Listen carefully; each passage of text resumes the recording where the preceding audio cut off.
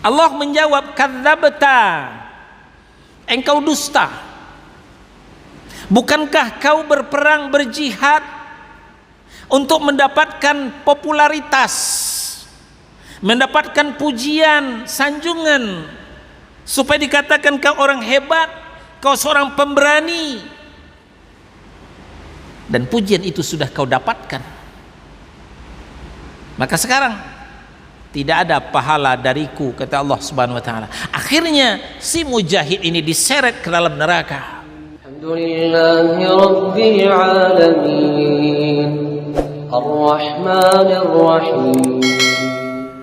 Ayo ikhwah, saudara-saudara kaum muslimin jamaah zuhur Masjid At-Taqwa PT Rukindo Jakarta Utara. Kita melanjutkan pembahasan syarat-syarat syahadat la ilaha illallah dari ketujuh syarat yang dirumuskan oleh para ulama ahli sunnah wal jamaah. Kita sudah sampaikan syarat yang pertama, ilmu, mengetahui. Syarat yang kedua, yakin. Syarat yang ketiga, qabul, menerima konsekuensi daripada la ilaha illallah. Syarat yang keempat, inqiyad, tunduk dan patuh terhadap konsekuensi la ilaha illallah. Syarat yang kelima, siddiq, jujur. Sekarang sampailah kita ke syarat yang keenam, yaitu ikhlas.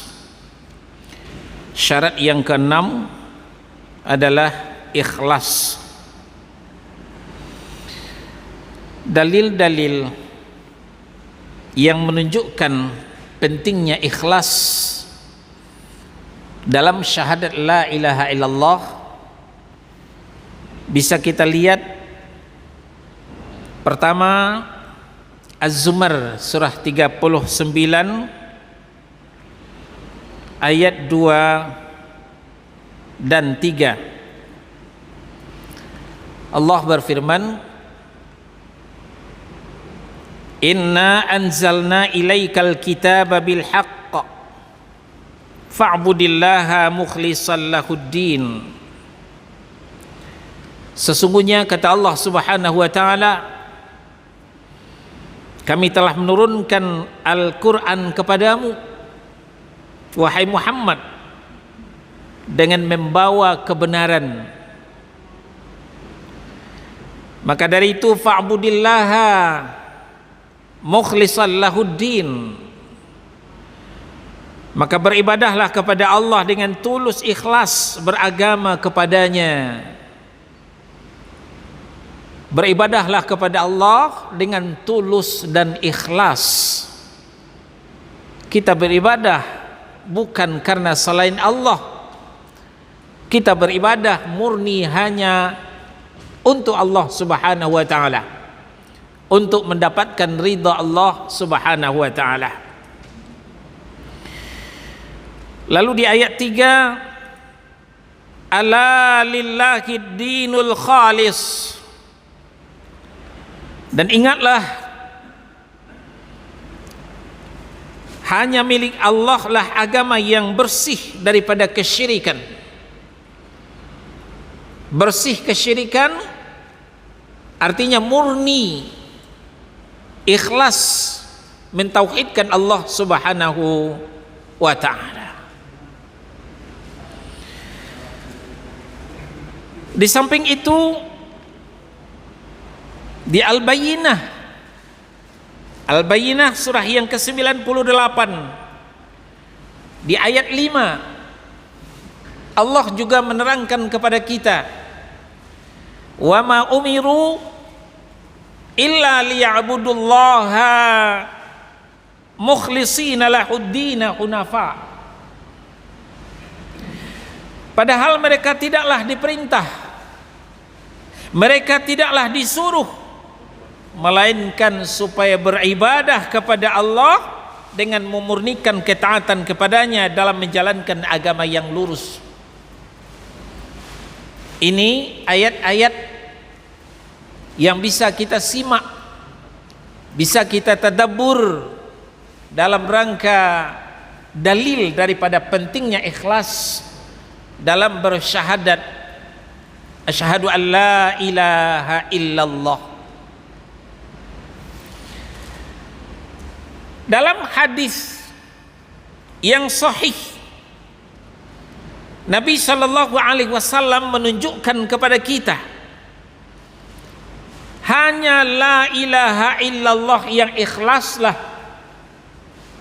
yang bisa dijadikan sebagai tameng untuk menyelamatkan kita dari ancaman api neraka. Di mana di dalam hadis dari Itban bin Malik radhiyallahu an, dari Itban bin Malik radhiyallahu an, Nabi sallallahu alaihi wasallam bersabda, "Innallaha harrama 'alan nari man qala la ilaha illallah yabtaghi bidzalika wajhallah azza wa jalla."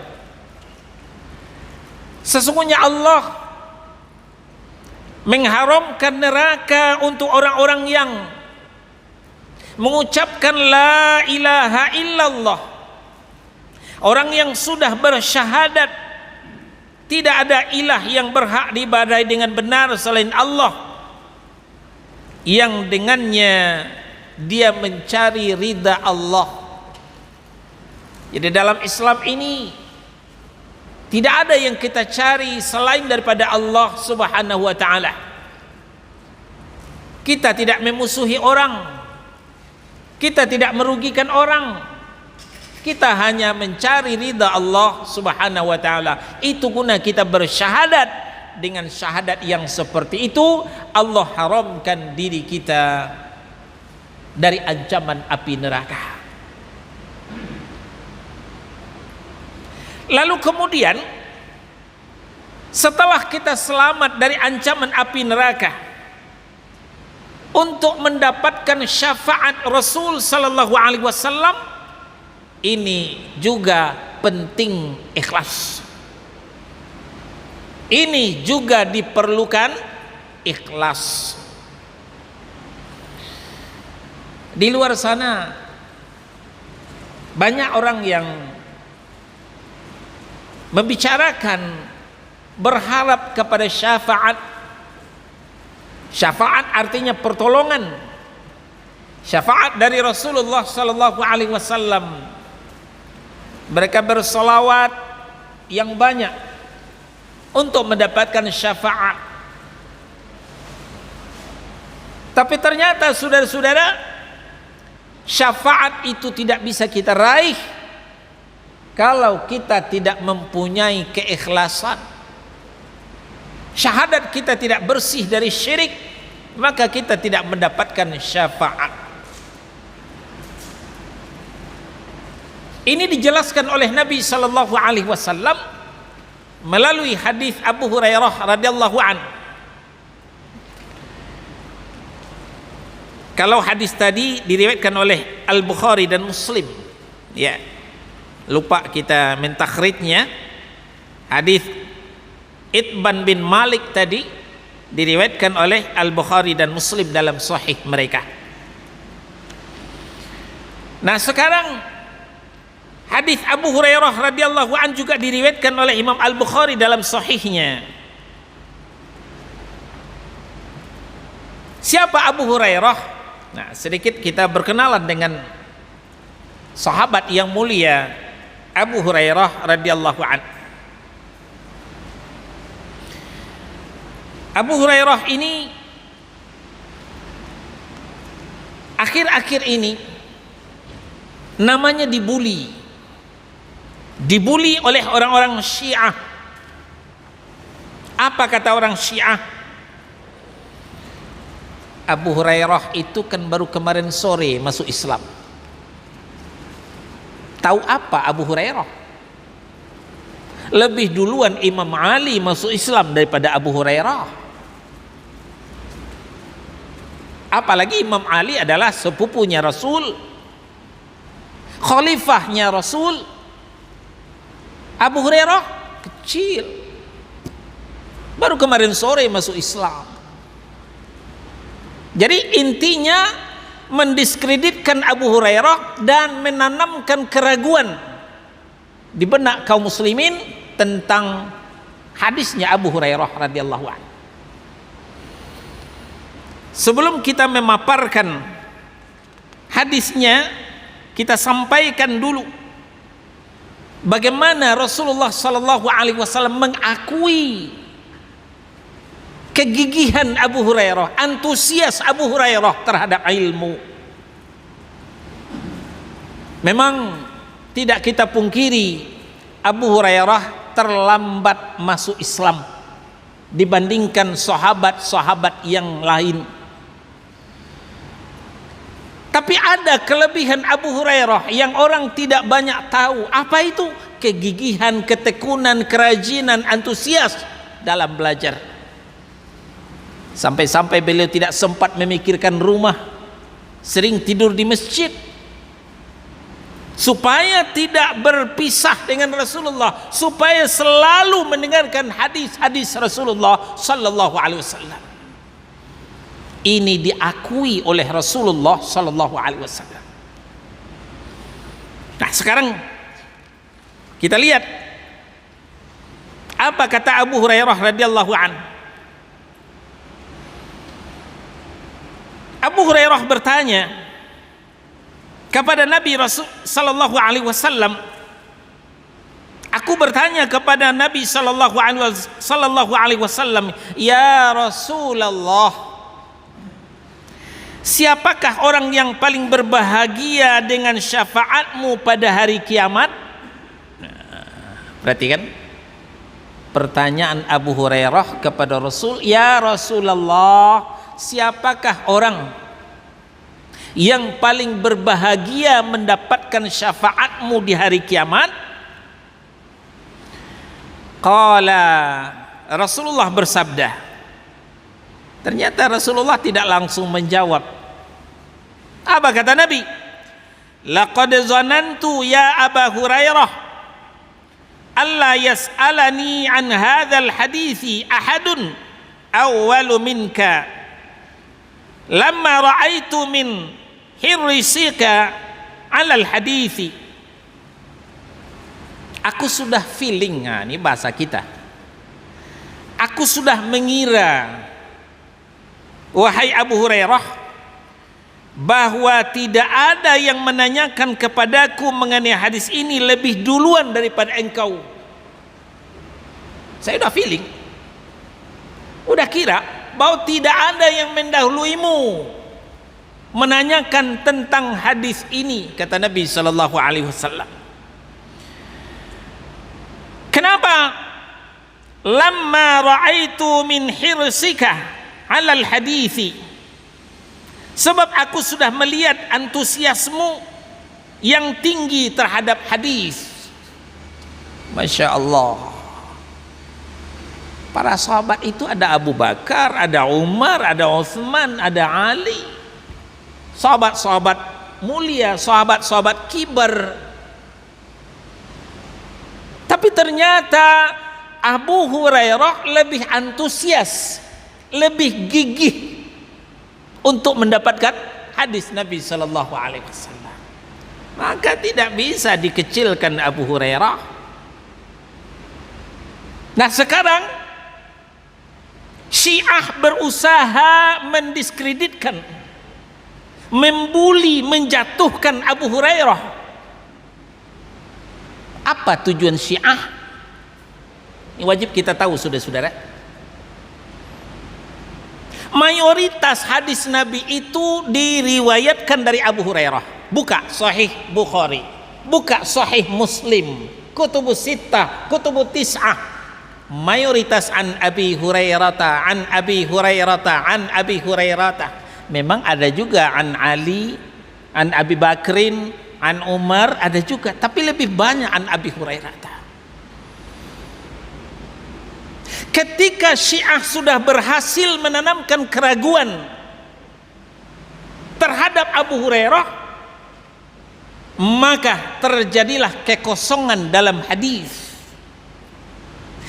Disitulah dimanfaatkan oleh orang-orang Syiah memasukkan hadis-hadis buatan imam-imam mereka. Antara lain hadis gacoan mereka, khalifati ba'di Ali bin Abi Thalib radhiyallahu anhu. Khalifah sepeninggalku nanti adalah Ali bin Abi Thalib radhiyallahu anhu. Ini hadis made in Syiah. Tidak pernah Rasulullah SAW berbicara seperti itu.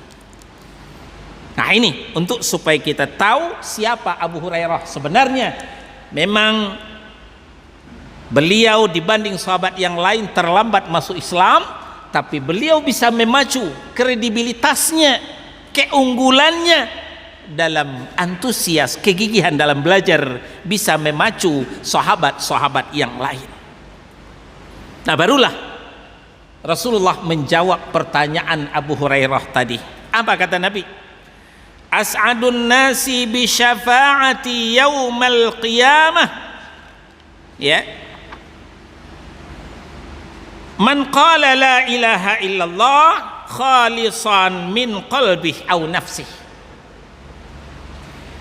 Kata Nabi sallallahu alaihi wasallam, orang yang paling berbahagia mendapatkan syafaatku nanti di hari kiamat adalah orang yang mengucapkan la ilaha illallah, tidak ada ilah yang berhak diibadahi dengan benar selain Allah, secara mukhlisan khalisan min qalbih aw nafsih, secara ikhlas dan tulus dari lubuk hatinya yang paling dalam.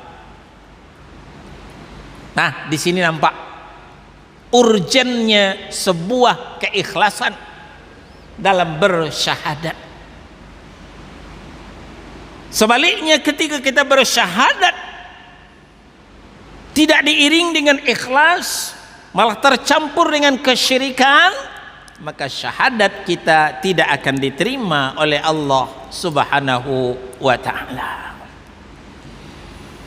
Quran sudah 2, hadis sudah 2, sudah 4 dalil pentingnya ikhlas. Dalil yang kelima diriwayatkan oleh An-Nasa'i di dalam kitabnya Amalul Yaum wal Lailah, diterima dari 2 orang sahabat Nabi sallallahu alaihi wasallam, tapi memang tidak disebutkan siapa nama sahabat ini. Walaupun tidak disebutkan, tapi tidak mengurangi kesahihan hadis ini. Kata Nabi, man qala la ilaha illallah wahdahu la syarikalah lahul mulku wa lahul hamdu wa huwa ala kulli syai'in qadir mukhlisan biha qalbuh yusaddiqu biha lisanuh illa fataqallahu lahas samaa fataqan hatta yanzura ila qailiha min ahli al-ard wa haqqun li'abdin nazarallahu ilaihi ay yu'tiyahu su'alah. Masya Allah, ternyata la ilaha illallah yang ikhlas bisa membuka pintu langit. Kalau ditanyakan kepada kita, pernahkah kita ke langit? Tentu sepakat kita semua menjawab belum pernah. Belum pernah, kecuali Nabi SAW ketika perjalanan Mi'raj. Langit itu ada pintunya, sehingga malaikat Jibril membawa Rasulullah Mi'raj tidak bebas begitu saja, minta izin dulu kepada penjaga pintu. Ya, mungkin terbayang bagi kita ada security, ya, penjaga pintu, ya, itu sebagai perumpamaan saja, bukan persis seperti itu. Nah, ternyata dengan la ilaha illallah yang ikhlas dari lubuk hati yang paling dalam, itu otomatis membukakan pintu langit. Otomatis membukakan pintu langit.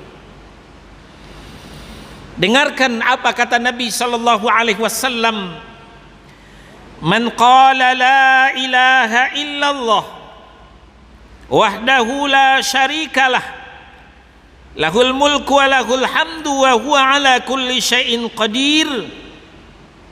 Barang siapa yang mengucapkan tidak ada ilah yang berhak diibadai dengan benar selain Allah, tidak ada sekutu baginya, baginya semua kerajaan dan pujian, dan dia maha kuasa atas segala sesuatu.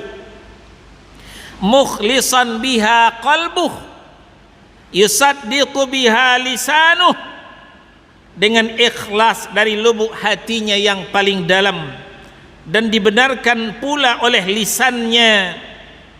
Illa fataqallahu laha samaa fataqan, melainkan Allah akan membukakan untuk mereka pintu langit, sehingga Allah dapat melihat orang yang mengucapkannya dari penduduk bumi. Adakah suatu kepastian bagi seseorang hamba yang Allah melihat kepadanya untuk diijabah permintaannya, untuk diijabah doanya? Nah, jadi saudara-saudara, ucapan la ilaha illallah wahdahu la syarikalah lahul mulku wa lahul hamdu wa huwa ala kulli syai'in qadir, ketika itu kita baca dengan ikhlas, itu akan membuka pintu langit, sehingga Allah memandang dengan rahmatnya dari atas langit kepada orang yang mengucapkannya di muka bumi. Siapa yang mengucapkan itu, kata Nabi sallallahu alaihi wasallam, dipandang oleh Allah dengan rahmatnya, maka doanya akan diijabah, permintaannya akan dikabul. Alhamdulillah, kita dapat resep. Mungkin selama ini kita banyak mengeluh, "Ustaz, udah capek saya berdoa, udah pegal tangan ini, minta itu, tapi kenapa nggak dikasih oleh Allah?" Alhamdulillah, siang ini kita mendapat resep. Apa resepnya? Ucapkan la ilaha illallah wahdahu la syarikalah lahul mulku wa lahul hamdu wa huwa ala kulli syai'in qadir, yang ikhlas. Ikhlas artinya apa? Bersih dari riya, steril daripada sum'ah. Ingat, ikhlas itu tidak segampang mengucapkan. Kenapa? Virusnya berkeliaran. Virus riya, kita ingin dilihat orang ketika bertahlil.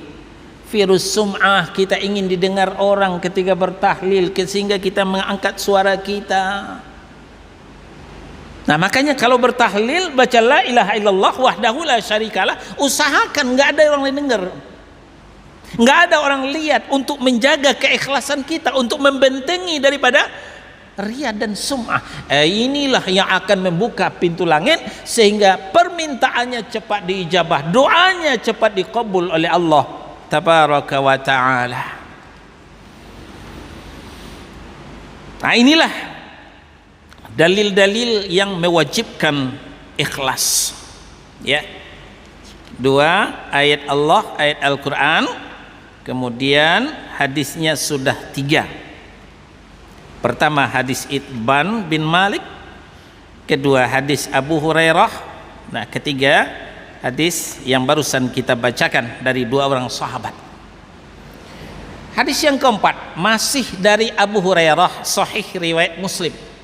Nah, ini hadisnya cukup panjang, kita terjemahkan saja, ya. Ikhlas sebagai penentu hitam atau putih, benar atau salah, diterima atau ditolak. Diceritakan oleh Nabi Shallallahu Alaihi Wasallam, pertama kali dihisab umat ini ternyata bukan kaum pendosa, bukan ahlul maksiat. Yang pertama kali dihisab nanti di hari akhirat 3 tokoh ibadah. 3 tokoh orang soleh dengan bermacam-macam kesolehan mereka, tapi sayang terkontaminasi tidak ikhlas. 1, mujahid. 2, ahlul Quran. 3, muhsinin, orang yang pemurah. Dipanggil mujahid. Sini, mujahid, orang yang berjihad di jalan Allah, dipanggil mujahid.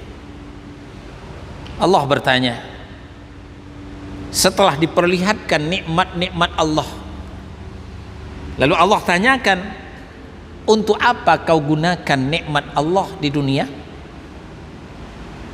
Si mujahid ini menjawab, ya Allah, nyawaku satu-satunya ku pertaruhkan untuk Islam, sehingga aku mati di dalam berjihad untuk mendapatkan ridhamu ya Allah. Kata mujahid. Allah menjawab, kadzabta, engkau dusta. Bukankah kau berperang berjihad untuk mendapatkan popularitas, mendapatkan pujian, sanjungan, supaya dikatakan kau orang hebat, kau seorang pemberani, dan pujian itu sudah kau dapatkan. Maka sekarang tidak ada pahala dariku, kata Allah Subhanahu wa taala. Akhirnya si mujahid ini diseret ke dalam neraka. Bayangkan saudara-saudara, mujahid yang telah menyerahkan nyawanya untuk membela agama Allah, tapi karena tidak ikhlas, neraka. Sekarang tanyakan kepada diri kita masing-masing, jawab dalam hati, apa yang sudah kita sumbangkan untuk Islam ini? Belum kita menyumbangkan nyawa untuk Islam, belum kita seperti mujahid, tidak ikhlas lagi, selesailah sudah, tidak ada harapan kita nanti di yaumil akhir. Lalu yang kedua, dipanggillah ahlul Quran. Ahlul Quran, membaca Al-Quran tidak perlu pakai mushaf, hafal 30 juz. Dan dia bukan hanya membaca, juga mengajarkan Al-Quran ke sana dan kemari. Karena memang Nabi mengatakan, khairukum, ya, sebaik-baik kamu adalah yang belajar Al-Quran dan mengajarkan Al-Quran. Maka orang ini bukan hanya membaca Al-Quran, juga mengajarkan Al-Quran. Dipanggil sini. Setelah diperlihatkan nikmat-nikmat Allah, lalu ditanyakan, untuk apa kau gunakan nikmat Allah? Ahlul Quran ini menjawab, saya mengajarkan Al-Quran ke sana dan kemari adalah untuk mendapatkan ridhamu ya Allah. Kembali pernyataan seorang ahlul Quran ini tidak diterima oleh Allah. Kadzabta, engkau bohong. Bukankah kau melantunkan Al-Quran itu untuk mendapatkan decak kagum daripada orang-orang yang mendengar? Kalau banyak orang kau baca Quran, kalau sendiri kau tidak baca Quran, mengharapkan orang bisa mendengar dan berdecak kagum, didukung pula dengan suara yang indah, suara yang merdu, bagus suaranya. Nah, ketika berdecak kagum ini kedengaran telinga, biasanya hidungnya mekar, hancurlah keikhlasan ketika itu. Nah, ketika kita membaca Al-Quran, berzikir, maka tidak perlu kita perdengar-dengarkan kepada orang lain. Apalagi zikir setelah sholat fardu, zikir pagi dan petang, cukuplah kita baca untuk kita diri kita sendiri tanpa mengeraskan suara, apalagi pakai pengeras suara, karena itu sangat rentan dengan riya dan sum'ah. Akhirnya orang itu juga diseret ke dalam neraka karena tidak ikhlas. Tinggal satu, muhsinin, yang pemurah, yang suka ngasih, yang suka berbagi. Setelah diperlihatkan kepadanya nikmat-nikmat Allah, dan orang ini juga ditanya oleh Allah Subhanahu wa taala, untuk apa kau gunakan nikmat-nikmat Allah ini? Muhsinin ini menjawab, ya Allah, tidak satu pun mustahik di lingkungan saya kecuali ku kasih ya Allah. Apakah fakir miskin, apakah anak yatim, pembangunan masjid, pembangunan madrasah, orang terlantar, saya bagi-bagi harta saya semua kepadanya. Begitu dermawannya dia tidak sayang dengan hartanya, dia bagi-bagi semua. Untuk apa itu? Untuk mendapatkan ridhamu ya Allah, kata mulutnya, kata lidahnya. Tapi ingat, manusia bisa ditipu, orang banyak bisa dikelabui, pencitraan kesana dan kemari, sehingga Allah memvonis kadzabta, engkau dusta. Bukankah kau membagi-bagikan harta supaya dikatakan orang yang peduli kepada wong cilik? Terutama 5 tahun sekali. Ini banyak ini orang pemurah musiman, ya. 5 tahun sekali banyak orang pemurah musiman, bagi-bagi duit, bagi-bagi baju kaos, bagi-bagi karpet ke masjid, banyak seperti itu. Tapi apa yang diharap? Supaya namanya dikenal orang yang pemurah, untuk sebuah popularitas. Ujungnya apa? Tanda gambarnya dicoblos, namanya dicontreng di bilik suara. Selesailah sudah sebuah keikhlasan. Maka orang ini pun diseret ke dalam neraka lantaran walaupun banyak infak, banyak sedekah, tapi karena tidak ikhlas. Nah, oleh sebab itu, saudara-saudara kaum muslimin, apapun yang kita kerjakan, apapun ibadah yang kita lakukan, memperjuangkan agama Allah, mengajarkan ilmunya Allah, membagi-bagi sesama, infak, sedekah, marilah kita luruskan niat. Tiada yang kita cari kecuali ridha Allah Subhanahu wa taala. Jangan pernah berharap kepada manusia, karena manusia itu terbatas. Berharaplah kepada Allah Subhanahu wa taala. Allah itulah yang akan mengarahkan hati manusia untuk bisa menolong kita. Alhamdulillahi rabbil alamin. Ar-Rahmanir Rahim.